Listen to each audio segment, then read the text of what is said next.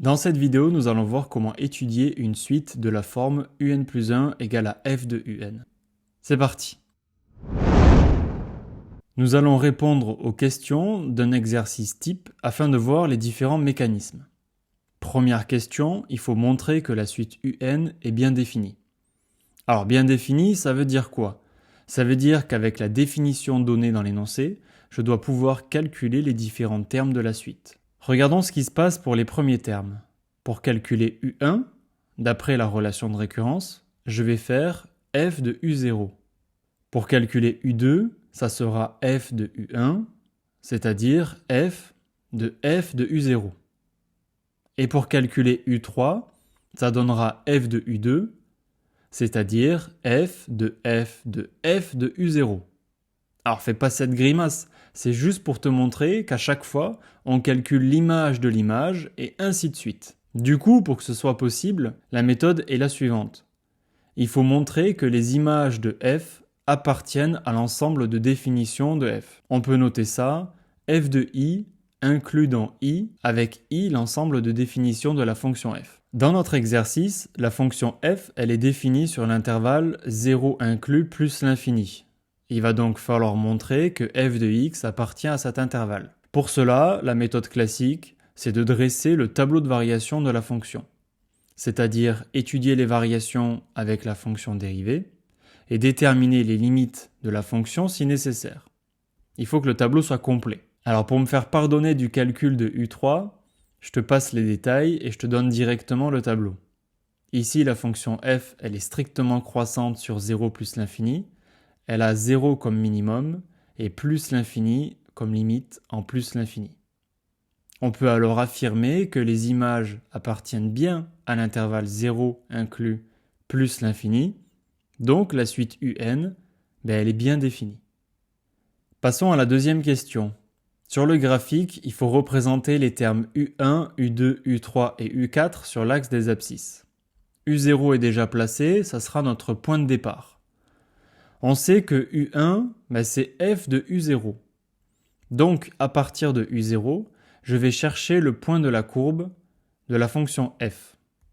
Je lis son ordonnée sur l'axe des ordonnées et ça sera u1. Donc en gros, c'est une lecture classique d'une image. Ainsi, nous avons trouvé u1. On peut passer à u2. u2, comme on l'a dit, c'est f de u1. Du coup, il faut faire la même manip qu'avec u0. Sauf qu'on est bloqué. On est bloqué parce que u1, il est sur l'axe des ordonnées. Et c'est là que la droite d'équation y égale x va être utile. Eh oui, elle n'est pas là pour faire la décoration. Son équation, c'est y égale x. Donc, elle va permettre, par symétrie, de ramener u1 sur l'axe des abscisses. Du coup, maintenant, je peux déterminer u2. Je pars de u1 sur l'axe des abscisses pour aller chercher le point de la courbe. Ensuite, pas besoin d'aller jusqu'à l'axe des ordonnées. Je vais aller jusqu'à la droite d'équation y égale x et retourner directement sur l'axe des abscisses. Et cela va me donner u2. Pour u3 et u4, je vais recommencer le même principe. Je pars de l'axe des abscisses, je vais chercher le point de la courbe, je vais jusqu'à la droite et je retourne sur l'axe des abscisses. Il faut le faire une dernière fois pour u4. Axe des abscisses, point de la courbe, point de la droite, axe des abscisses. Et voilà, on a terminé la construction, on a bien les termes de la suite sur l'axe des abscisses. Alors bon, c'est sympa de faire ça, mais à quoi ça peut bien servir? Eh bien, je remarque que sur l'axe des abscisses, plus le rang du terme est élevé, plus le terme est placé à gauche. Ce qui veut dire que les termes de la suite sont de plus en plus petits. Je peux alors faire la conjecture suivante.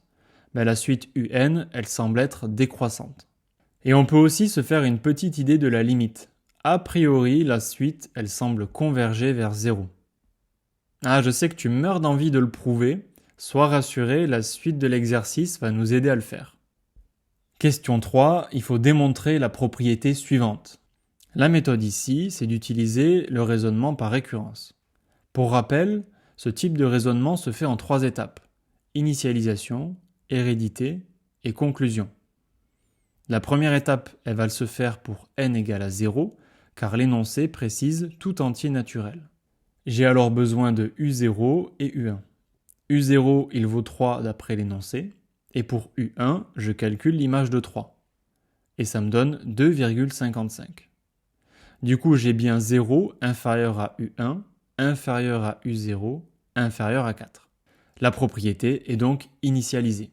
Pour l'hérédité, il s'agit de supposer que la propriété est vraie à un certain rang n et de montrer qu'elle est alors vraie au rang suivant, c'est-à-dire n plus 1. On suppose donc que 0 est inférieur à un plus 1, qui est inférieur à un, lui-même inférieur à 4. Et encore une fois, on va se servir de la relation de récurrence de la suite. Pour passer au rang suivant, il faut calculer à chaque fois l'image par f. On va donc appliquer f à notre encadrement. Et comme c'est une fonction strictement croissante, on l'a montré dans la première question, mais du coup l'ordre des images est le même. Donc f de 0, c'est inférieur à f de un plus 1, qui est inférieur à f de un, qui est inférieur à f de 4. Ensuite, on calcule f de 0, qui donne 0. F de un plus 1, par définition, c'est un plus 2. F de un, c'est un plus 1. Et f de 4, le calcul donne 4. La propriété est donc vraie au rang n plus 1, elle est donc héréditaire. Pour conclure, le principe de récurrence nous garantit que la propriété est donc vraie pour tout entier naturel. Et la question est terminée. Dernière question, en déduire que la suite converge et déterminer sa limite. On va commencer par prouver que la suite converge. La question précédente, elle nous a permis de montrer que la suite, elle est décroissante et minorée par 0. En effet, on a montré que pour tout entier naturel, un plus 1 est inférieur à un. Et on a aussi montré que tous les termes, quel que soit leur rang, sont supérieurs à 0. Du coup, on peut utiliser le théorème suivant, le théorème de convergence monotone.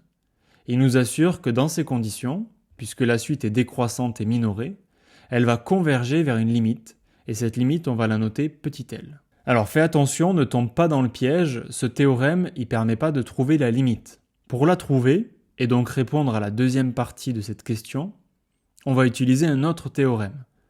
On a besoin de 3 conditions. La suite, elle est définie par un premier terme et une relation de récurrence de la forme un plus 1 égale à f de un.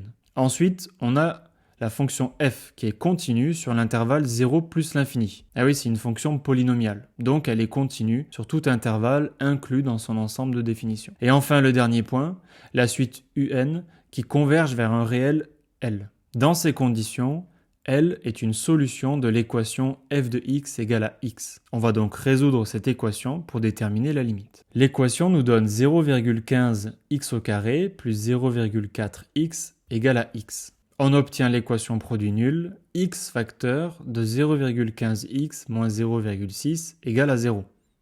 Ce qui veut dire que x égale à 0 ou x égale à 4. Reste à déterminer laquelle de ces deux valeurs est la limite de la suite. On sait que cette suite, elle est décroissante.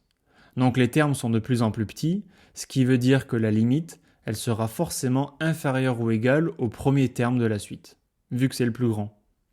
Et le premier terme de la suite, il vaut 3. Ce qui veut dire que la limite de la suite, elle est inférieure ou égale à 3.